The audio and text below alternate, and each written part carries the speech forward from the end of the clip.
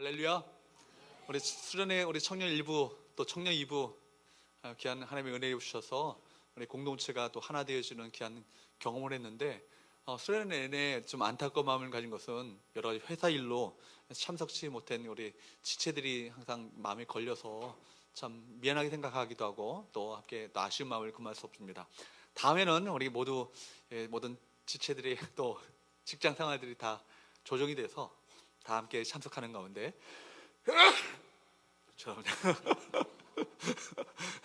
은혜를 누릴 수 있기를 축복합니다.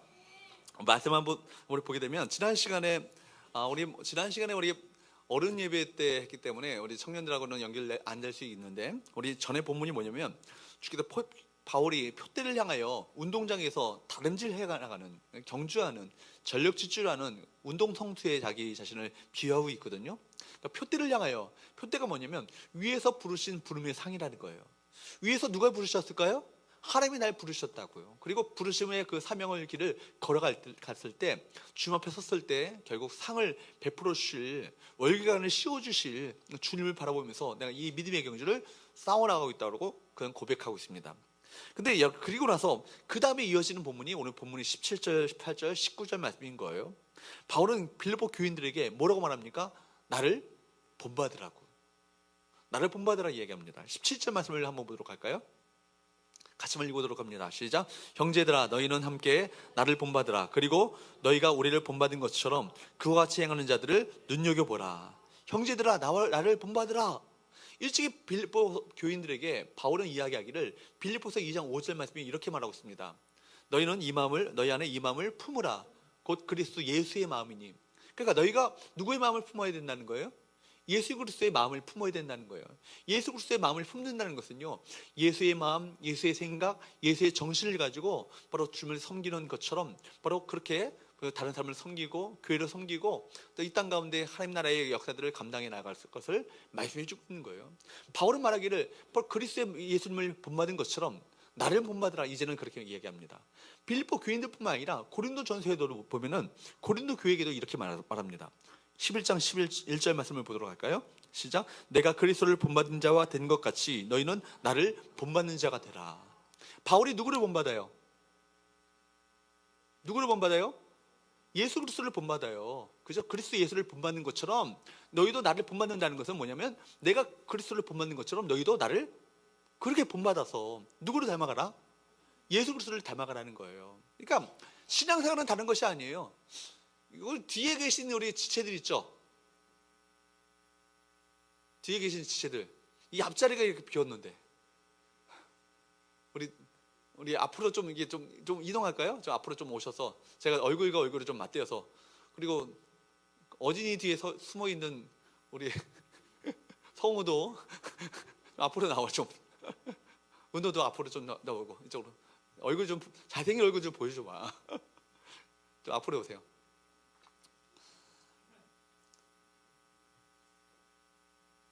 너무 멀리 떨어져 있으니까 이게 교감이 잘 안 되는 것 같아요. 그래요. 그러니까 여러분, 바울이요, 빌립보 교회 성도들이, 고린도 교인들 성도들이 말하잖아요. 내가 그리스도를 본받는 것처럼 너희도 나를 본받으라는 얘기는요, 바로 내가 주님을 본받는 것처럼 나를 모델로 하여서 그렇게 너희들도 그리스도를 본받는 자가 되라는 거예요. 신앙생활은 뭐예요? 그리스도를 본받아가는 거잖아요. 주님을 따라가는 거고요, 주님을 닮아가는 것이 신앙생활이에요. 예수의 정신, 예수의 성품, 예수의 비전을 우리가 함께 본받아서 주님과 같이 주님을 닮아가는 삶을 살게 될 때 이것을 성화라합니다. 거룩해져가는 삶이라고. 그러니까 거룩이라는 것은 다른 것이 아니에요. 주님 닮아가는 삶이에요. 여러분, 우리가 본받는 자가 있다는 것은요, 얼마나 귀한 일인지 몰라요. 그죠? 우리가 신앙의 모델이 있다는 것은 이것은 너무나도 귀합니다. 우리가 믿음으로 살라, 막연하게 믿음으로 산다는 것이 무엇인지 모를 때 누구를 보면 되죠? 성경상에 항해 믿음으로 살아갔던 믿음의 모델들을 보시면은 믿음으로 산다는 것이 무엇인지를 알게 되는 거예요. 아브라함을 보세요. 그죠? 갈 바를 알지 못했지만 하나님께서 내가 지시한 땅으로 가라 말씀하셨을 때 그대로 믿음으로 순종하며 나가는 아브라함의 모습들. 그죠? 이삭이 정말 아버지의 말에 그대로 믿음으로 순종하여서 자기 몸을 드리는 그런 모습들. 그죠? 야곱이, 그죠? 야복강가에서 간절한 마음을 읽어 주님을 찾고 주님을 만나고자 그 믿음의 씨름을 했던 모습들.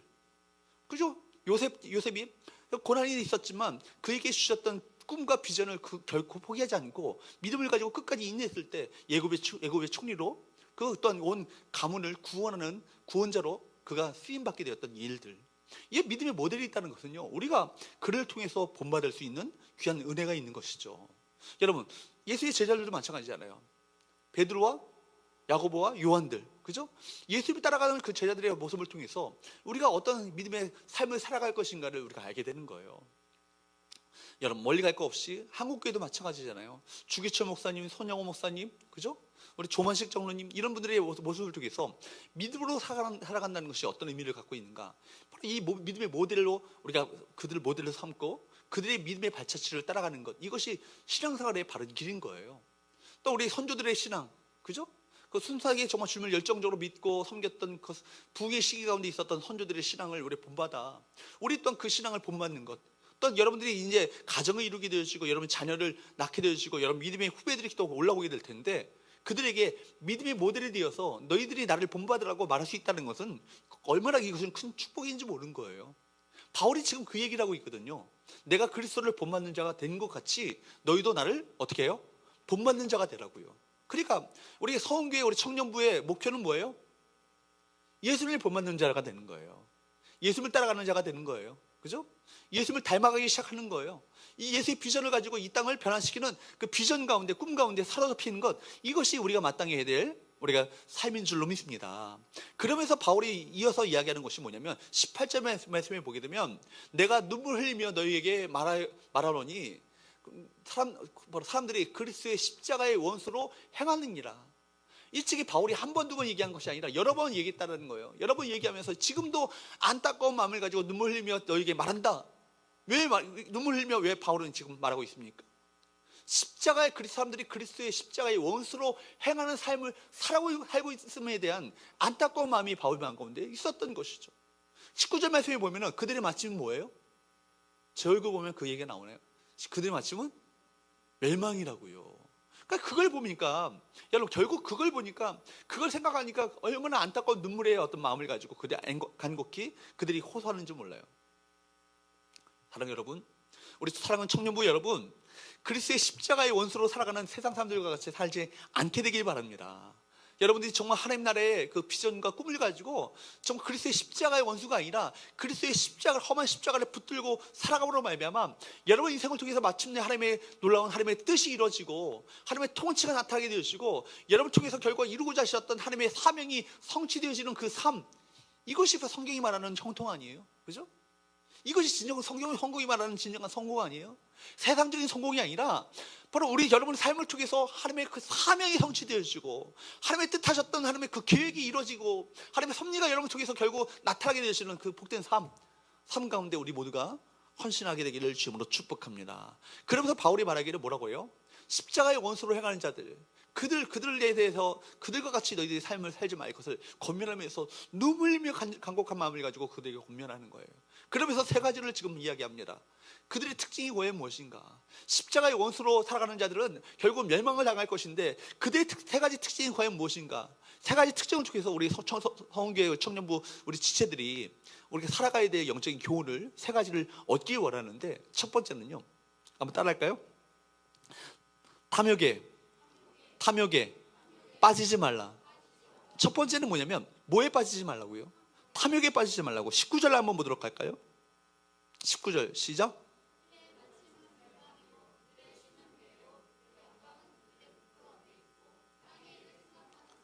그들의 씨는 뭐래요? 배래요.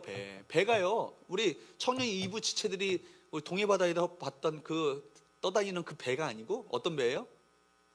저한테는 불룩 나온 배예요. 여러분, 그 배가 이 배예요. 이 배 뭐냐면 말 그대로 뭐냐면 배를 신으로 삼는다, 배를 하나님으로 섬기는 것처럼 그렇게 산다. 이 얘기는 뭐냐면 이것은 두 가지 의미를 내포하고 있는 것이죠. 하나는 말 그대로 뭐냐면 배를 신으로 삼는 거예요.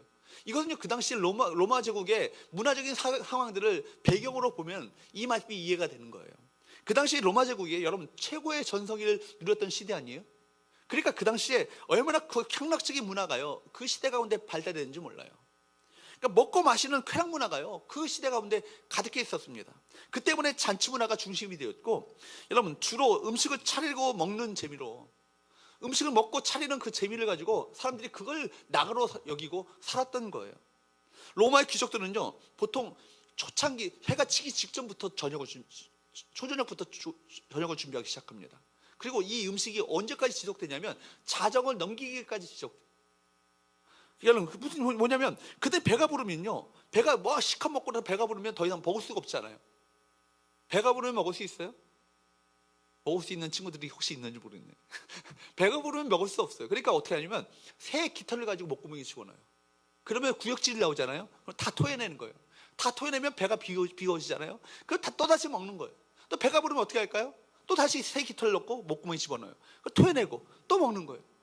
그러니까 로마 제국의 그 로마 시내를 흐르고 있었던 강물은 파란색이었다.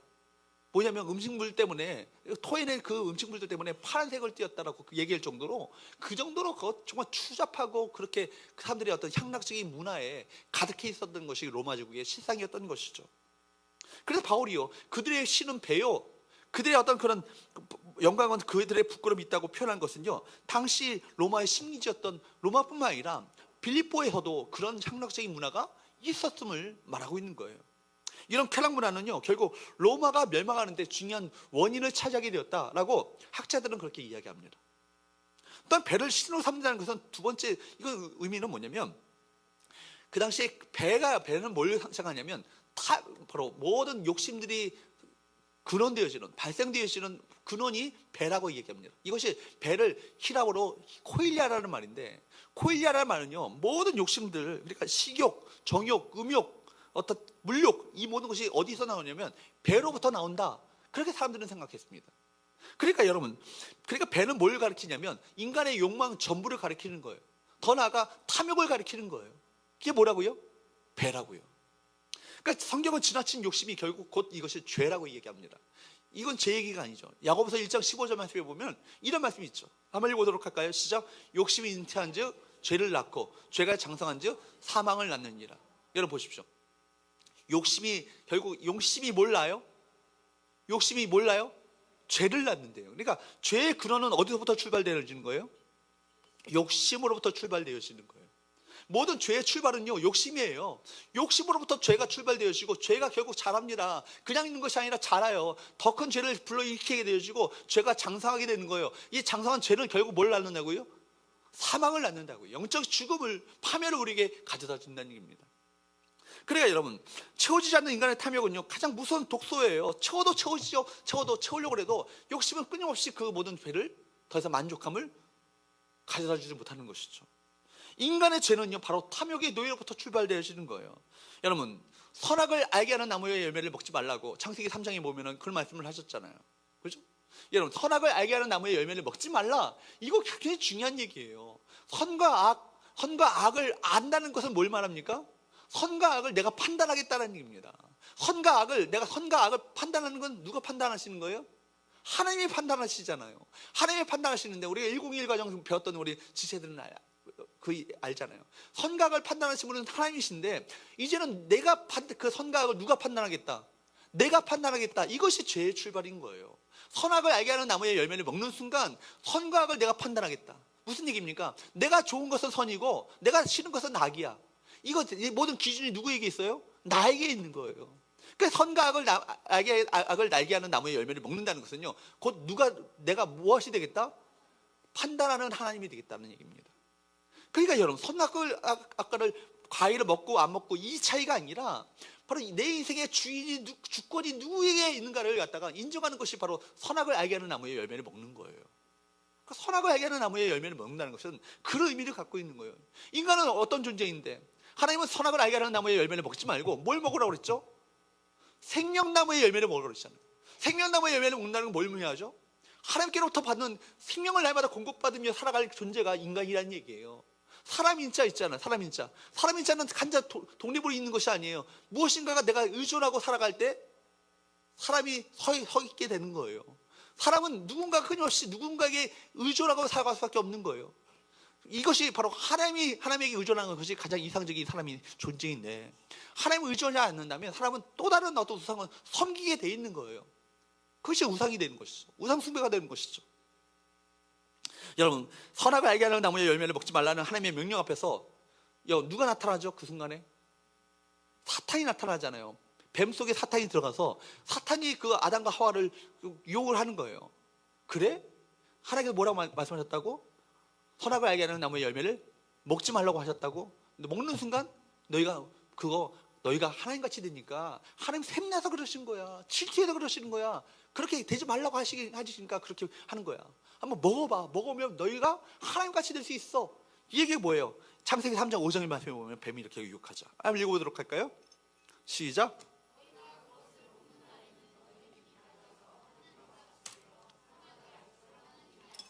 눈이 밝아져서 무엇이 된다고요? 하나님같이 된다. 그 결과가 선악을 알게 하는 나무가 어떻게 보이기 시작한지 아세요? 3장 6절 한번 보세요. 노란 색부분만 읽어보도록 합니다. 시작. 어떻다고요? 먹고 싶은 마음이 드는 거야. 또 어떻다고요? 때깔이 빛나 보여. 또 어떻다고요? 이거 먹으면 지혜롭게 되어서 정말 하나님같이 될 것처럼 느껴지는 이 마음 가운데 탐스러운 그 탐욕이 그 마음 가운데 들어오게 된 거예요. 보세요. 먹음직도 하고 보암직도 하고 지혜롭게 할 만큼 탐스럽게 보인시라. 그래, 그전에는요, 영적인 눈을 떠서 하나님의 명령대로 말씀대로 그대로 순종하면요, 그것이 그렇게 보일 리가 없어요. 이건 당연히 하나님이 금지한 거니까 먹지 말아야겠다라고 당연히 그렇게 결심할 수 있는데, 당연히 그것이 유혹이 오지 않았는데, 사단의 유혹에 넘어가는 순간 그 무엇을 가지고 바라보게 되는 거예요? 욕심의 눈을 가지고 바라보는 순간 이것이 그다음부터 달라지게 보이기 시작하는 거예요. 비정상적으로 보이기 시작하는 거예요. 여러분, 그렇습니다. 여러분, 욕심의 눈을 가지고 보기 시작하면요, 모든 것이 비정상적으로 보이기 시작하고 달라 보이기 시작하는 거예요. 그래서 여러분, 바울 사도는요, 골로새서 3장 5절 말씀에 보면 이렇게 말씀하고 있어요. 같이 읽어보도록 할까요? 시작.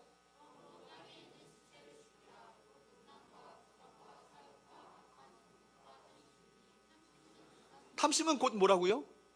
우상 숭배래요. 하나님이 가장 싫어하시는 죄가 뭐죠? 우상 숭배죠. 우상 숭배라는 것은 하나님 외에 다른 것을 섬기는 것과 마찬가지인 거잖아요. 그러니까 우상 숭배가 왜 탐심이 우상 숭배인가?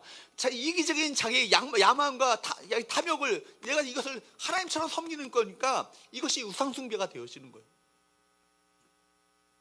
탐심을 품는 순간 하나님을 섬기는 것이 아니라 내 이기적인 자아를, 육신적인 자아를, 죄된 본성을 섬기는 거라고요. 여러분, 욕심은요, 여러분, 더 큰 욕심을 낳습니다. 욕심은 자기 이기심의 노예로 우리를 빠뜨립니다. 죄가 이기적인 욕망이잖아요. 우리가 경계에 대해 가장 최고의 죄가 뭐예요? 결국 이것이 욕심인 거예요. 탐욕인 거예요. 이런 이야기가 있잖아요, 여러분. 한 사람이 누군가에게 쫓기다가 급기야 어디에 뛰어들었냐면 우물로 뛰어들었어. 우물로 떨어지면 죽잖아요. 근데 마침 박넝쿨이 있어가지고 박넝쿨을 붙잡아가지고 그 사람이 살았어요. 살아가지고 살았다 하고 한숨을 돌리고 있는데 위에서 뭔가가 뚝뚝뚝뚝 떨어지는 거예요. 보니까 위에서 뭐냐면 벌집이 있어. 떨어지는 게 뭐예요? 꿀이야. 그래서 혓바닥을 내밀고 받아 먹으니까 너무 달콤해가지고 그 꿀에 취하기 시작하는 거예요. 그런데 갑자기 땡지가 나타나서 박넝쿨을 갉아먹기 시작해요. 근데 땡지를 쫓을 생각도 안 하고 꿀 위에서 떨어지는 꿀 맛에 취해가지고 한 방울 떨어지는 꿀에 달콤하게 녹아있는 그 모습들, 자기가 죽을지도 모르고 살아가는 많은 이 모습들, 이것이 바로 오늘날 세상에서 살아가고 있는 많은 사람들의 어떤 모습 아니겠어요? 배로 신으로 삼는 자의 결국은 뭐예요? 타락이고 그 결과는 뭐라고요? 멸망이라고요. 오늘 성경 그렇게 말씀하는 거예요. 십자가의 원수로 사는 자, 예수 그리스도를 중심으로 살지 못하고 세상 것에 취하여서 배를 신으로 삼는 자의 비극을 성경은 우리 모두에게 보여주고 있습니다. 여러분, 우리 자신의 모습을 한번 돌이켜보기 바랍니다. 나는 과연 배를 신으로 섬기고 있지 않는지, 아직도 먹는 것, 입는 것, 마시는 것에 취해 있다면요, 우리 청년들 돌이켜야 돼요. 너무나 안타까운 것은요, 우리가 모든 것이 먹방은, 모든 프로그램이 다 먹방이야. 저도 목사님 먹는 거 좋아합니다. 3가지 못 먹어요. 안 줘서 못 먹고, 없어서 못 먹고, 배불러서 못 먹어. 좋아해요. 잘 먹어요. 잘 먹는데, 근데 이 먹는 것에 대한 탐심이 너무 지나친 나머지, 그거 오로지 모든 생각이 먹는 것, 어디 가면 맛있는 거 먹을까? 어디 가면 맛있게 먹을까? 이거에만 관심을 쏠고서 이거 정말 내가 해야 될 사명을 잃어버리고 살고 있다면 그거 돌이키셔야 돼요. 이미 여러분 아직도 탐욕에 사로잡혀 이기심의 노래로 살고 있지 않는지 우리 자신을 돌이켜볼 수 있기 바랍니다. 내게 주신 것을 감사하며 자족하는 마음을 가지셔야 돼요. 여러분에게 하나님께서 은혜 베푸셨어요? 하나님께서 여러분에게 많은 것을 베풀어 주셨잖아요. 그거 뭐예요? 나 혼자 그거 누리고 살고 거기에 취해서 살고 하려고 우리에게 그거 주신 거 아니라고요. 남들보다 나에게 뭔가를 더 주셨다면 그거 다른 사람 섬기라고 먼저 나에게 주신 거예요. 여러분에게 건강이 주셨어요? 건강을 가지고 연약한 자들을 더 섬기라고 그 건강을 주신 거예요. 여러분에게 물질 주셨어요? 앞으로 물질을 가지고 가난한 자들, 없는 자들, 헐벗은 자들 그들을 베풀고 나눠주고 섬기라고 그 물질 주신 것이거든요. 여러분 상처받은 가운데 상처를 치유함을 받으셨어요? 그러면 여러분 상처받은 치유자가 되어서 또 다른 상처를 끌어안고 눈물 짓고 있는 그 지체들을 찾아가서 그들을 위로하시고 그들에게 격려하며 그들을 보듬어주는 그 사역들을 감당하셔야 된다고요. 여러분 먼저 구원받으셨어요? 구원받았다면 나 혼자 구원받고 끝나는 것이 아니라 아직도 예수 생명을 모르고 살고 있는 많은 지체들 있잖아요. 여러분 친구들 있잖아요. 그들을 생명의 길로 인도할 책임이 우리 모두에게 있는 거예요. 여러분 내가 가진 것에 취해서 나는 부유한 자라, 부유하다 하면서 나는 부자라, 부족한 것이 없다, 그렇게 자만하며 살고 있었던 라오디게 교회인들과 같이 살지 마시고 늘 하나님 앞에 심령의 가난한 자가 되어서 하나님 나는 하나님의 은혜 없이는 살 수 없는 존재입니다. 하나님 오늘도 하나님의 은혜를 베풀어 주셔서 그 은혜에 힘입어 내가 살게 하여 주옵소서. 영적인 가난한 마음을 가지고 살아가시는 저와 여러분 되시기를 축복합니다. 두 번째, 십자가를 원수로 그리스도의 십자가를 원수로 살아가는 자들이어서 삶은 어떤 것인가? 그렇다면 우리는 어떤 삶을 살아야 될 것인가? 한번 따라하겠습니다. 부끄러움을 영광으로 삼지 말라. 여러분 보십시오. 19절 한번 보세요. 19절 말씀을 읽어보도록 할까요? 시작. 그 영광은 어디 있다고요? 그들의 부끄러움이 있다고요. 이 말은 무슨 얘기예요? 그 영광은 그들의 부끄러움이 있다는 얘기는 뭐냐면 그들의 부끄러움이 그들을 부끄러운 줄 모르고 그 부끄러움을 영광으로 삼고 살고 있다는 얘기예요. 인간의 양심으로 볼 때 부끄러운 일을 행하는 것을요 오히려 영광스럽게 생각하고 있다는 얘기예요. 여러분 십자가의 원수로 살아가는 사람들은요 하나님 보실 때 아주 부끄러운 일들을 그것을 자랑으로 영광으로 여기고 살고 있는 사람들이 얼마나 많은지 몰라요. 마땅히 부끄러워할 것인데 부끄러워하지 않냐고 오히려 이것을 영광스럽게 자랑거리로 과시하며 살고 있는 많은 사람들이 있다는 얘기예요. 어거스틴이 이런 얘기를 했어요. 어거스틴이 여러분 아시는 것처럼 어거스틴이 젊은 날에는 그 방탕한 삶을 살았잖아요. 이 사람이 이단이었던 마니교에 빠졌어요. 술과 향락에 빠졌어요. 여자에 빠졌다고요. 그리고 어떤 세상적인 어떤 쾌락문화에 빠졌던 로마 제국 시대의 어떤 그 쾌락문화에 빠졌던 그 사람이었다고요. 근데 이 사람이 예수를 만났죠. 십자가를 만나요. 그리고 나서 그 인생이 180도 변하게 되시는 놀라운 역사를 경험하게 됩니다. 그리고 참회록에서 자기가 지난날 하나님 앞에 범죄했던 모든 것을 회개하며 한자 한자 적어 내려가는 참회록에서 그가 고백하는 말이에요. 내가 젊었을 때에는 죄를 짓는 일을 창피한 일로 인식하였다. 내가 정말 그래서 큰 죄를 지을수록 남자답게 대장부처럼 인식하였고 자랑스러웠고 동료들은 그것을 부러워하기까지 하였다. 근데 새 사람이 되고 보니까 그리스도 안에서 내가 주님을 만나고 보니까 이것이 얼마나 부끄러운 일인지를 내가 깨닫게 되었다. 우리가 세상 풍조를 생각해 보십시오. 마땅히 부끄러울 일들을요 여러분 자랑거리로 삼고 있는 사람들이 얼마나 많은지 몰라요. 여러분 우리 가만히 보세요. 마땅히 부끄러울 것들이 자랑거리가 되고 있어요. 예전에 제가 충남에 있는 아산의 모 온천을 간 적이 있어요. 이런 온천이 있어요. 거기 갔는데 욕탕에 들어가서 목욕을 하는데 갑자기 10몇 명의 남자들이 들어오는 거예요. 욕탕이니까 다 옷 입고 들어온 건 아니겠고 앞에는 해골 모양의 문신이 있어요. 뒤에는 온 몸이요 용으로 다 문신을 여기부터 여기까지를 문신을 다 문신을 한 거예요. 근데 어떻게 들어온지 아세요? 이러고 들어와. 아니 뚱뚱해서 이렇게 어쩔 수 없이 이렇게 되는 게 아니라 일부러 걸음걸이가 이렇게 가면서 이렇게 들어오더라고요. 그러니까 욕탕에 들어오니까 사람들이 슬금슬금 나갑니다. 저도 당연히 나갔죠. 그리고 욕탕을 차지하면서 가시하고 자기 몸을 가시하면서 이렇게 읽는 거예요. 여러분, 그게 자랑거리예요. 결코 자랑거리 아니라 부끄러운 일이죠. 어떤 적과자가 회개하여서 목사님이 되고 나서 간증을 해요.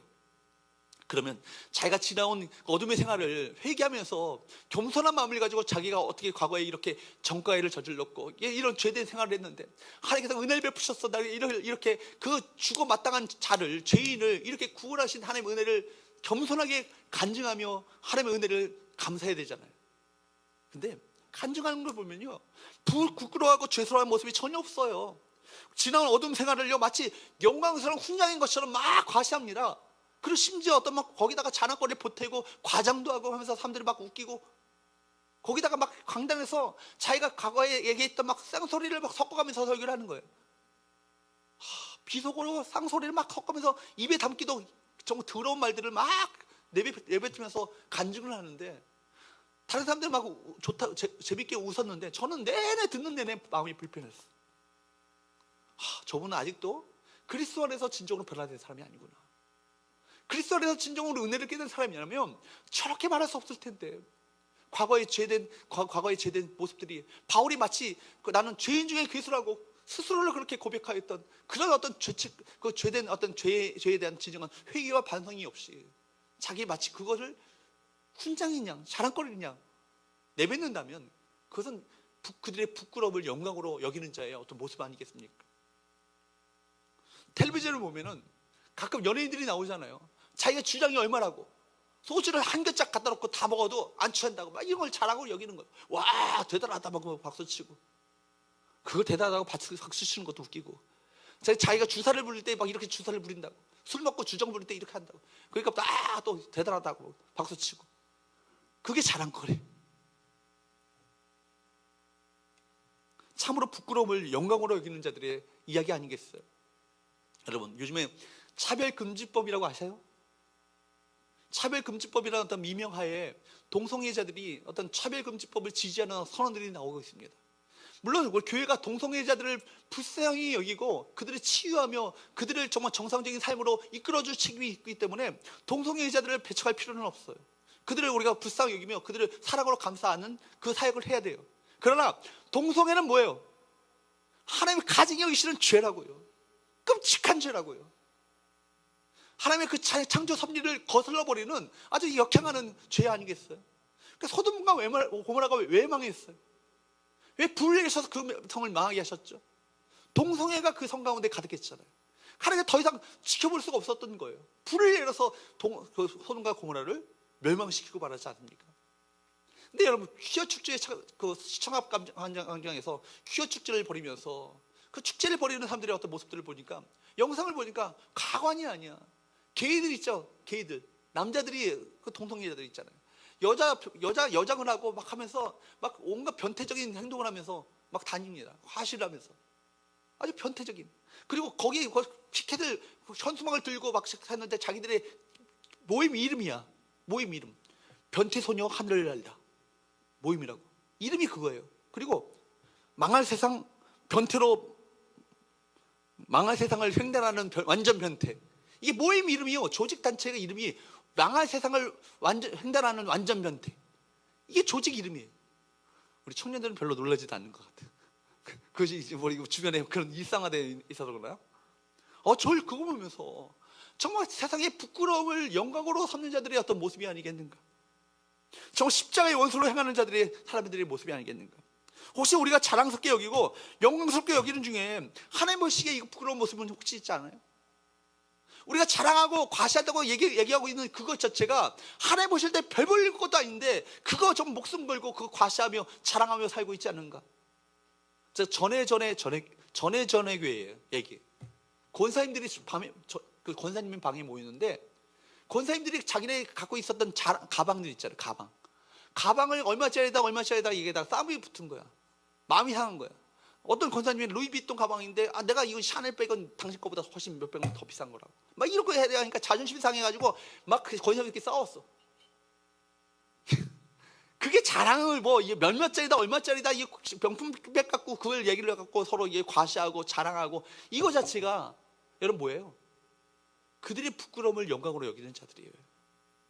하나님 보실 때 아무것도 아닌 것들을 가지고 이거 마치 내 세상에 진정한 과시의 어떤 자부심의 어떤 근원이냐. 그때서 온다면 여러분 가운데 나보다 더 졸린 사람이 있어요? 어저께도 나 설교 준비하느라 잠 못 잤어요. 눈을 뜨시기 바랍니다. 여러분, 우리가 정말 세상적인 헛된 곳에 그래서 여러분 그것을 부끄러움을 영광으로 여기고 살지 않기 바랍니다. 우리가 진정을 바라봐야 돼. 지금 하늘 영광이 여러분 인생의 진정한 영광임을 알고 그 영광을 바라보며 살아가야 될 우리 책임이 우리에게 있는 줄로 믿습니다. 마지막으로 세 번째, 한번 따라합시다. 땅의 일만 생각하지 말라. 땅의 일만 생각하지 말라. 땅의 일이라는 것은 뭐냐면 일시적이고 결국 지나가 버릴 일시적이고 멸망가 될 이 세상의 일들을 말하는 거예요. 19절 말씀을 한번 보도록 할까요? 19절 같이 한번 읽어보도록 합니다. 시작.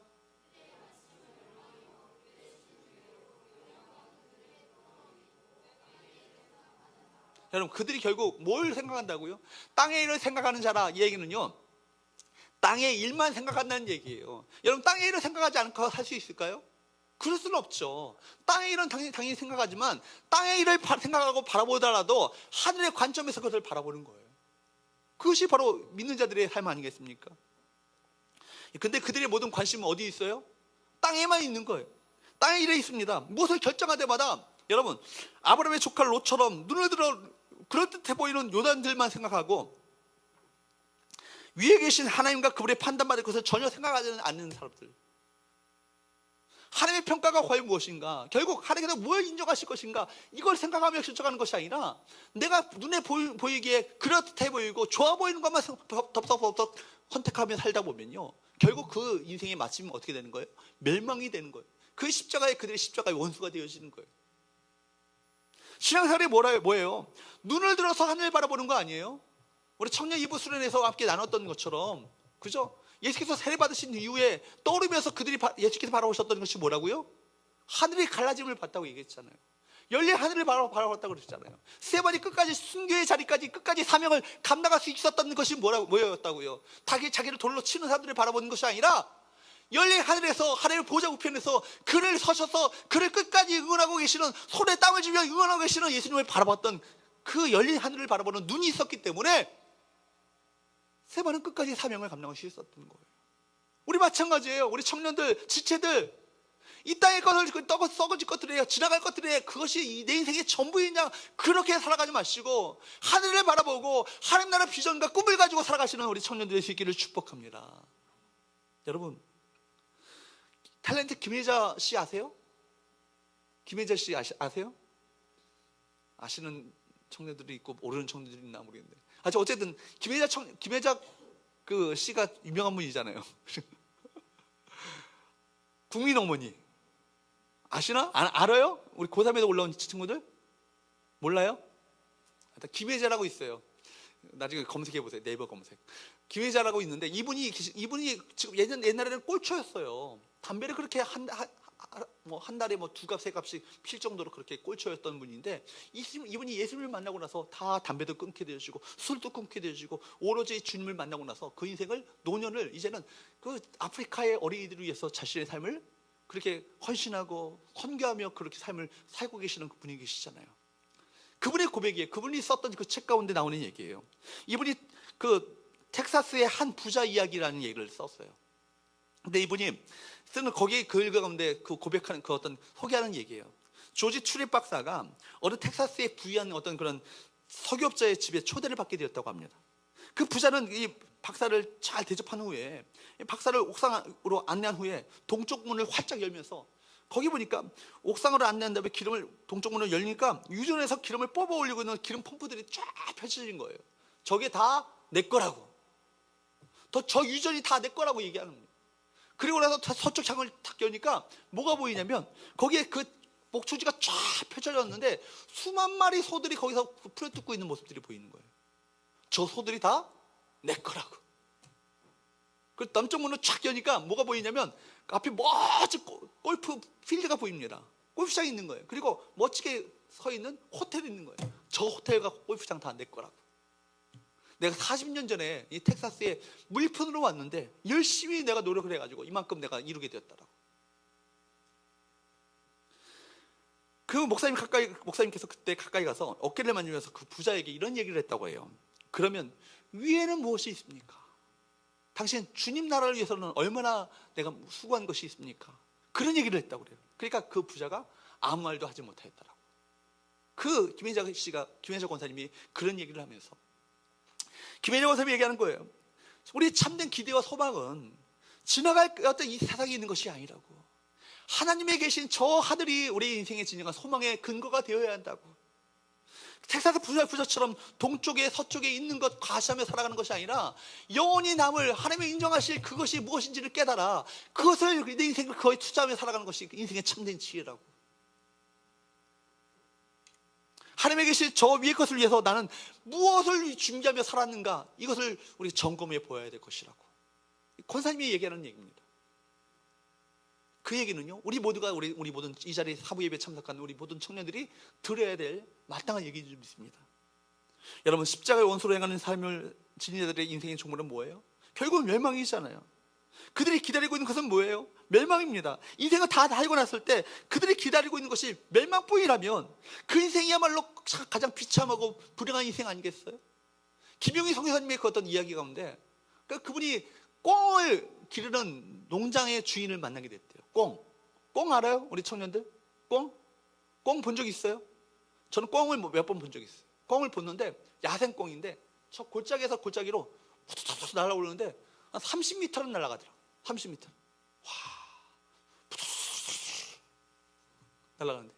그러니까 꽁이 웬만한 거는 날아다니는 거예요. 근데 그러니까 30m는 날아다니는 꽁이니까 꽁 농장을 하니까 그 담벼락이 얼마쯤 되어야 될까? 100m는 쌓아 올려야 되지 않겠는가? 이런 생각을 했대요. 꽁이 얼마나 그래 날아다니니까. 근데 꽁 농장을 키우는 그 농장 주인의 말이 뭐냐면 담벼락이 얼마나 되세요? 물어봤더니 1m밖에 되지 않는데 1m. 그래, 이 비유가 그럼 어떻게 1m밖에 되지 않는데 꽁이 그 담벼락을 넘어갈 생각을 안 합니까? 했더니 꽁 대가리에다가 대가리. 동물은 머리가 아니라 대가리라고 불러요. 이건 비속어가 아니고 여러분 사전 찾아보면은 표준어입니다. 동물의 머리는 대가리예요. 대가리에다가 꽁 대가리가 얼마나 작아요. 거기다가 앞에다가 선캡을 씌워준대. 그 선캡을 씌워주니까 뭐만 봐? 하늘을 못 보는 거야. 뭐만 봐? 땅만 보는 거야. 땅의 모임만 보도록 살도록 만드는 거예요. 그러니까 땅의 모임만 쪼고 살고 있으니까 꽁이 날아갈 생각을 해요, 안 해요? 안 하지. 사탄이 여러분에게 유혹하는 전략이요, 딱 그거예요. 세상적 욕심이라는 선캡을 씌워줘가지고요 하늘을 바라보지 못하도록 만드는 거예요. 이 땅의 것이 전부인 양 만들어버리는 것이 사탄의 전략이라고요. 그래서 이 땅에 썩어질 것들, 일시적으로 지나갈 것들, 멸망할 것들 붙잡고 평생 그렇게 살다가 그렇게 멸망을 당할 것을 사탄은 그렇게 우리를 유혹하고 있어요. 선캡을, 욕심의 선캡을 벗어던지고 하늘을 바라보셔야 돼요. 예수님처럼 열린 하늘을 바라보셔야 돼요. 스테반처럼 열린 하늘을 바라보셔야 돼요.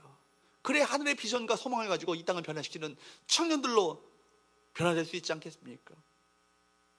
나름대로 열심히 살았다고 자부할 수 있는데, 열심히 내가 또 통한 삶을 읽었다라고 그렇게 자부했는데, 그렇게 자랑을 살았는데 그 인생의 결국이 멸망이고 결국은 부끄러움이라면 그 인생이 얼마나 부끄러운 것이겠어요?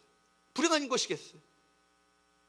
주님께로부터 악하고 게으른 종아, 그렇게 평가받는다면 그 인생처럼 불행한 인생은 없을 거예요. 사랑하는 청년 여러분, 구원받은 성도라 말하면서, 구원받은 우리 함께 우리 성도라 말하면서 혹시 내 자신의 나의 배를 신으로 섬기고 살고 있지 않은가? 세상의 부끄러움을 내가 마치 이것이 내 인생의 영광인 것처럼 자부하고 과시하며 살고 있지 않은가? 하늘을 바라보지 못하고 땅의 것에 소망을 두고 살고 있지 않는가? 이 시간 우리 자신을 점검해 보면서, 주님, 내가 이 땅의 것을 바라보기 전에 먼저 예수 그리스도의 십자가를 바라보게 하여 주시옵소서. 십자가를 통해서, 프리즘을 통해서 나오는 하늘의 빛을 바라보는 믿음의 삶을 살게 해달라고 이 시간 우리 자신을 돌아보며 기도하는 시간을 갖기 원합니다. 믿음은 예수 그리스도의 십자가를 바라보는 거예요. 하늘의 비전을 두고 하늘을 바라보는 것입니다. 십자가의 원수로 살아가는 많은 사람들처럼 땅의 것을 바라보는 것이 아니라 십자가를 통해 비춰진 영광의 빛을 바라보는 것. 바울은 말하잖아요. 현재의 고난은 장차 다가올 영광과 좋게 비교할 수 없다라고. 끊임없이 비교하는 거예요. 현재의 고난과 장차 다가올 그 영광과 끊임없이 비교했을 때 이건 비교거리가 안 된다. 결론 내리고 그 영광을 바라보며 현재의 고난을 극복하며 승리하는 삶을 살았던 것처럼 우리 청년들 가운데 이 바울과 같은 이 비전과 믿음이 있게 되기를 축복합니다. 이 믿음을 가지고 이 세상을 이기는 승리하는 믿음의 삶이 될 수 있도록 도와달라고 이 시간을 같이 한번 2, 3분간 통성으로 기도하도록 합니다.